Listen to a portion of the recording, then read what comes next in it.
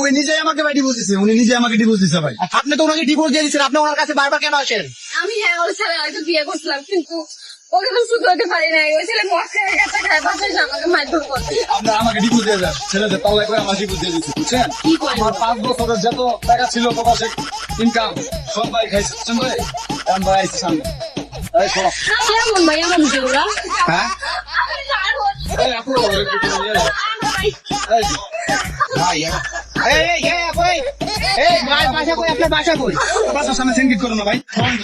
Guys, আপনার wife যদি এরকম কাজ করতো আপনি কি করতেন? ভুলবেন না। ঠিক আছে। আমার বন্ধু দীর্ঘদিন সিঙ্গেল থাকার পরে যখন মেয়ে পড়াতে পারে না,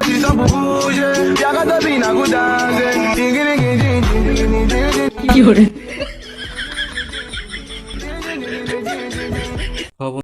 বন্ধু তোর জন্য পারফেক্ট।